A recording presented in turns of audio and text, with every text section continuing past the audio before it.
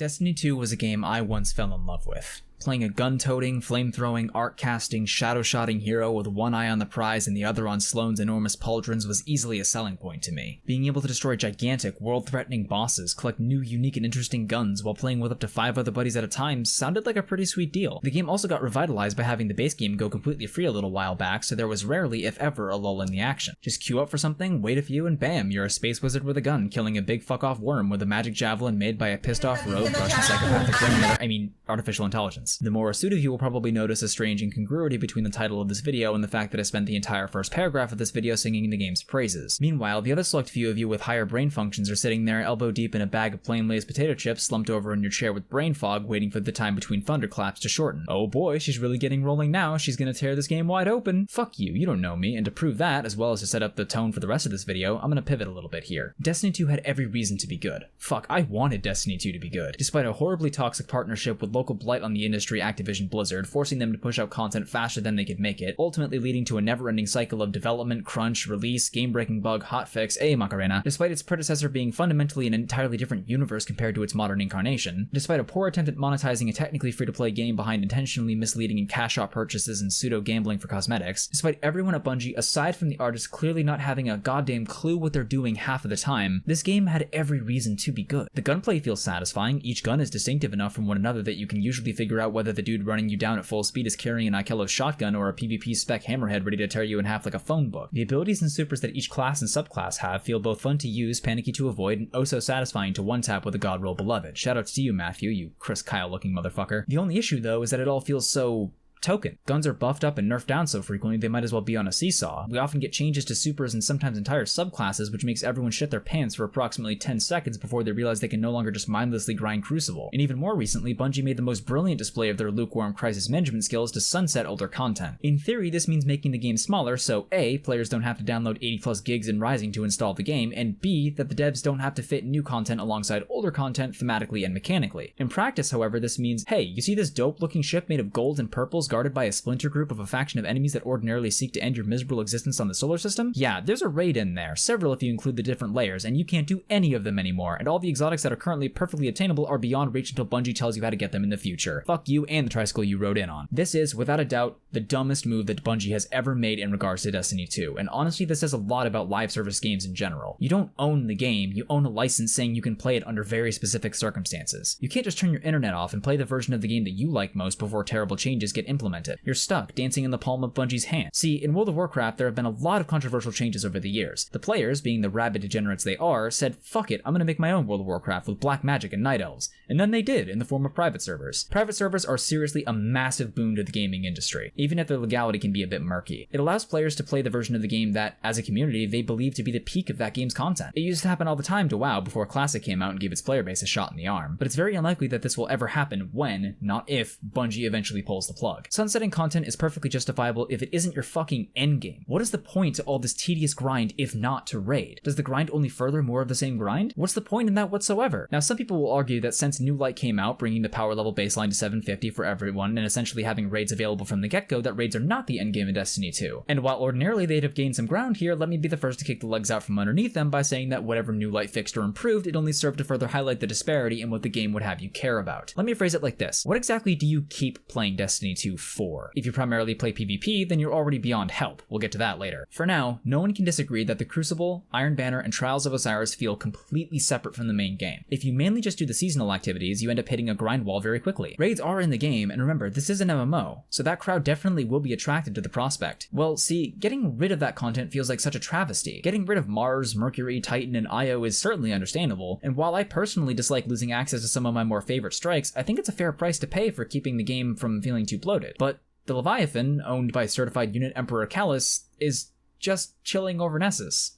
So why does that have to go too? I literally do not care if not that many people are playing it currently. My question is, why does it have to go? It doesn't make sense narratively, and mechanically it only exacerbates the previously mentioned issues. What's the point of doing any raid if all you're going to be left with is memories of that raid, no longer being able to take people through their first run of it or getting a static going to do it weekly? Not only that, but when Beyond Light does come around, you end up losing out on Leviathan, Eater of Worlds, and Spire of Stars. That's so much content just gone. There isn't a single argument that can be made that can convince me that this is a good decision, so before you comment, don't even fucking bother, Gremlin. Now that leads me neatly into my first major problem with the game, which is fairly straightforward on paper. The game has no idea what kind of game it wants to be. It flip-flops between wanting to be a generic sci-fi shooter like Halo but with space magic, tactical engaging raid encounters and high-end content like a big boy MMO, and a boring generic looter shooter designed to grind your soul to powder beneath his heel in exchange for an exotic engram for another gun you already have. A lot of this admittedly can't or won't be fixed in Destiny 2. It'll be fixed in Destiny 3, maybe, whenever that is, if they pull their heads out of their asses long enough to realize, oh, maybe we should be shooting for some semblance of consistency here. But hypothetically, let's say that Destiny 2 pulled a Final Fantasy XIV version 2.0 and just nuked everything from orbit to start from scratch. Well, prior to the Beyond Light announcement would have been the perfect time to do so. The game had lost focus. The playable worlds, while diverse, were filled with such empty expanses of nothing that going through them for any reason other than a quest objective was a massive waste of time. The content that is currently available is like old chewing gum, stale and flavorless. The issue though is that Bungie seems to think that by continuing to chew the gum, the flavor might spontaneously come back. When a new exotic quest chain gets introduced to Destiny 2, I feel nothing but a sense of dread because I know full well what the process is likely to entail. Boring RNG-dependent public events, boring samey forges, and annoying arbitrary crucible matches. Yeah, here's as good a pit stop as any. Hey Bungie, real quick, I know you really regret selling Halo off like a lame mule, but I don't give a flying fuck about the Crucible. The players are tryhards using the most blatantly broken and overpowered gear and abilities to cheese their way to the top. And that's the biggest problem with Destiny 2 as a whole. See, when a game has a specific direction, even if that direction is straight up its own ass, it ends up at least being consistent. It's because Destiny 2 doesn't know what it wants to be that the content that we do get is also all over the place. And call it a skydiving dad because it's a lack of direction all the way down. See, in all successful MMOs, yep, still beating that drum, cry about it, there's a sort of division of labor in terms of the roles a player is meant to perform. These usually gets boiled down to the big three: Great Britain, the United States, and Soviet Union. I mean tank, healer, and DPS. In Destiny, there are hints of those playstyles present, but they ultimately don't serve the core of the game, creating a massive ludonarrative dissonance. And if you still got that chip bag handy and you have no idea what in the whole fuck I just said, let me break it down for you. Each of the main three roles in traditional MMOs brings something unique and interesting to the table. Tanks are massive damage sponges, keeping boss and ad aggro on them so the other two roles can continue unabated. They often have high amounts of mitigation, self-healing, damage steroids, threat pickup, and vulnerability, etc. Healers are the mom friends of the group, running around cleaning up the messes of the other members of the party in order to prevent wipes. They usually have a single target attack, an area of effect heals, damage buffs, the ability to save an opponent from danger, or bringing them back from the dead if the danger found them first. DPS is the most straightforward. They use their high sustained damage to keep harming the boss and killing ads long enough to reach a viable DPS window, at which point the stars align, buffs and debuffs get added to allies and enemies, and boy howdy ladies and germs, we are off to the races. So many other MMOs do this, not out of a sense of familiarity on behalf of the player, but because it allows the developers a way to make kill the same guy over and over again farming for one specific piece of gear actually enjoyable. You have to learn the mechanics not just on a micro moment to moment what should I be doing right now level, but also on an overall macro level where actions you take in the moment can lead to success or failure minutes from now. What does Destiny 2 do instead? Gimmicky boss fights where you have to memorize the layout of a fictional spaceship to go from encounter to encounter, hide from dogs before shooting flowers with lasers to kill them, race a big angry flaming robot eyeball on speeder bikes, and DPS checks a fucking plenty. Those of you paying attention might find a disconnect between me saying that raid encounters are poorly designed and yet they're removing the raids with those encounters. We'll keep those peepers peeled because that was intentional. I genuinely believe that the reason why Destiny 2 has such a wide disparity between amazing raid encounters and truly fucking terrible ones is a simple one to suss out. With every single class focused on DPS, with only a few exotics drastically changing the abilities of the class enough to be useful in a raid, it all serves to make designing raid encounters an absolute nightmare. If every class is a DPS, then you're emphasizing to the player that the only metric that matters is DPS,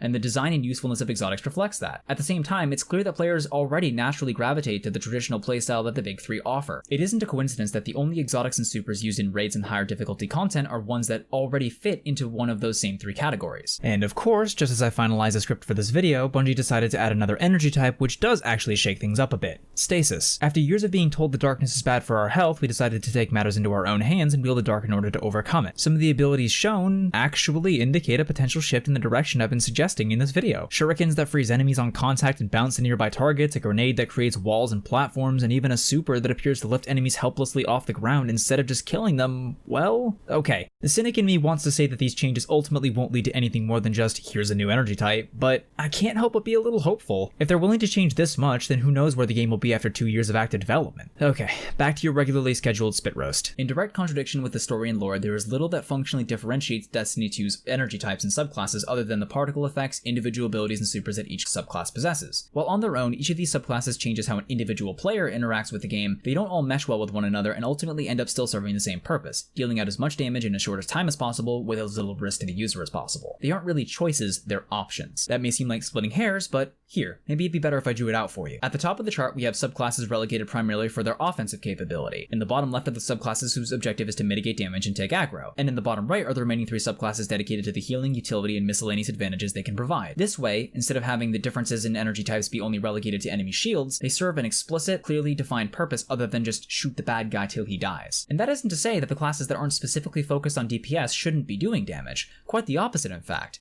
Using Warlocks as an example, instead of Nova Bomb, Void Walkers could use their grenades when they're available to set up portals that only activate once your super is active. These portals, while activated, will allow players to quickly teleport between them, with only 2 being able to be active at any given time. Or how about a Stormcaller whose super involves healing nearby allies for a portion of the damage dealt to a boss while it's active, damaging and stunning smaller enemies that get too close. Or better yet, how about a Dawnblade that mops up the floor with trash mobs, using their titular sword to cleave through at nearby enemies before unleashing an incredibly powerful aimable strike as its finishing touch that does more damage the more enemies you killed while it was active. Admittedly, the system isn't perfect, but the sky is truly the limit with this design in mind. A better way to fit the system into the game would be to call the role something more accurate given the vast differences in playstyles between MMOs and this one. So instead of tank, healer, and DPS, you could call it mitigation, utility, and offense. These are all just suggestions, and I'm just one gal with way too much free time and an axe to grind, but I wholeheartedly believe that if Bungie had gone in this direction, we wouldn't have nearly as many of the problems that I've mentioned previously. But what about PvP? This change would make PvP super unbalanced and unfair, and it is a widely accepted and understood fact that PvP is in a constant state of disarray.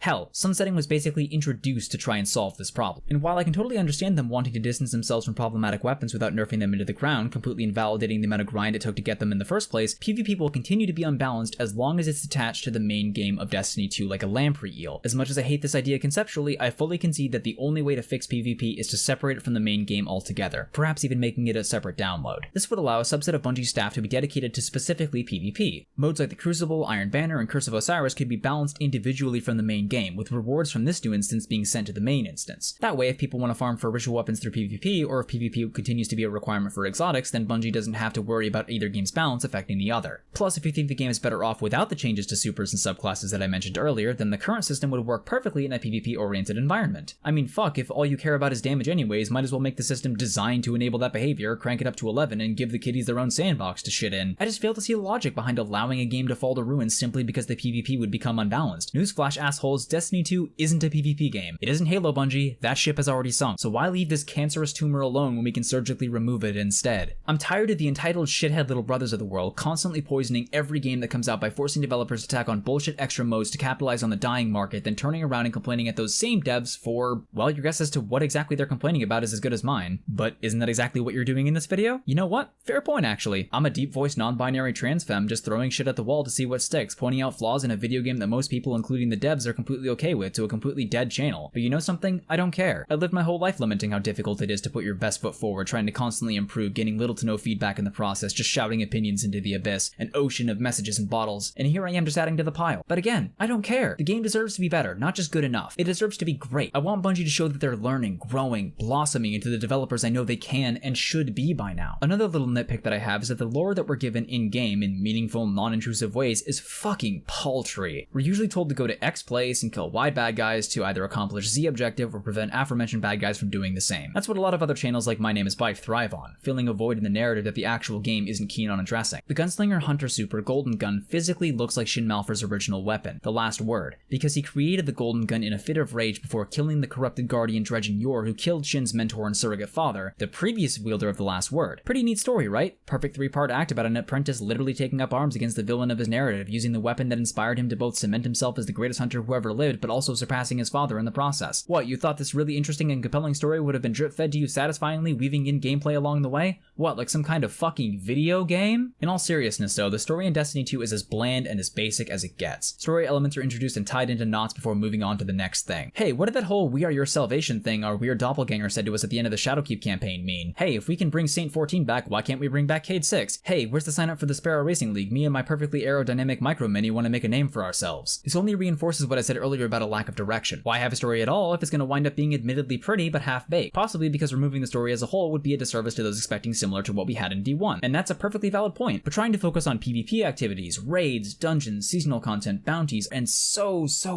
much more just leads everyone to stop caring. There's only so much that can be done in a day, let alone a season. Plus, having seasonal exclusives punish those who might want to return to the game at some point later on. I could go on and on about the problems in Destiny 2, and Lord knows my friends on Discord can confirm that if you don't believe me. I could, But I won't, because this won't change anything. I try my best to speak on behalf of people who play video games rather than create them, because as I'm sure you can tell, I only really fit into one of those categories. I'm sure there's a perfectly reasonable explanation as to why the changes I've suggested can't or shouldn't be implemented, but that reasoning won't come from the player base. People are too comforted by what they know, even if what they know isn't as good as what it could be. And I'm well aware that the exact things that I've criticized about Destiny 2 might very well be exactly what makes someone else like it in the first place. In attempting to appease some, others will be discontented. The overlap in the Venn diagram of what players want, what devs reasonably can make and upkeep, and what will ultimately generate more revenue for the company is already a fly's ballsack in size, so muddying the waters in any one of those categories only serves to put the rest of the fly in the ointment. I never mean to suggest that Bungie doesn't care. It's blatantly obvious that there are many, many talented people working at Bungie who have fought so long to keep the game's heart beating on life support while players like me are here whining about the hospital food. But placidly accepting mediocrity only leads to more games that don't strive to be any better than where they are now, instead of looking up to see where they could be. So many Destiny 2 players are content with where the game is now because of the massive missteps that Bungie, and by extension Activision Blizzard, made in the past. They're so busy looking backwards that they don't see the massive train with labels like power creep, shoehorn PvP, and stale content plastered along the side. I've seen a lot of these kinds of videos made in the past about a wide variety of games in an even wider variety of genres, and the responses usually come in one of two flavors. The first being the pessimist, saying that making the video isn't good, or that it flat out sucks, or that the OP clearly doesn't know what they're talking about. These arguments usually boil down to, the devs aren't listening, so the only thing shouting is going to accomplish is pissing off your neighbors. The other side are the aggressive shitheels of modern society coming out of the woodwork like termites after a heavy rain, and they all dance to the beat of the same drum, the word entitlement. See, they assume that just because the creator of a critical post or video about a thing they enjoy isn't perfect, it constitutes a form of harassment. They'll say things like, the devs don't owe you anything, and if it isn't your thing, just leave, you won't be missed, and as infuriating as they are, they're kind of right. But before they all start to flock to this video like maggots on roadkill, let me head them off at the pass and say they aren't right in the way they want to be. They're correct in saying the devs don't owe any of us anything, and that if we aren't having any fun, then it'd probably be a much better use of your time to move on to greener pastures. But I'd be willing to hazard a guess that a lot of these players are solo players, or at the very least they have a group of friends that they didn't meet and form genuine human connections through the game with. And even if they do, I can't imagine a genuine detraction of, why are you suggesting how to make the game more interesting and engaging for a wider demographic of people, fundamentally bolstering the bedrock upon which the game is built and ultimately making the game more fun to play. However, there is a clear distinction that must be made here. Bungie has a habit of listening to their player base, even if they don't act on the information in the most elegant or timely manner. They're hearing the words, but they just sometimes get lost in translation somewhere along the way. And that's what this video is for, to highlight some of the glaring problems and how to potentially fix them. As I mentioned earlier, this video is not exhaustive of everything I wanted to talk about, but I feel as though this is a good enough point to wrap things up. I hope that those of you watching can understand that despite all the holier-than-thou snarkiness and cynicism, that I do want the best for this game,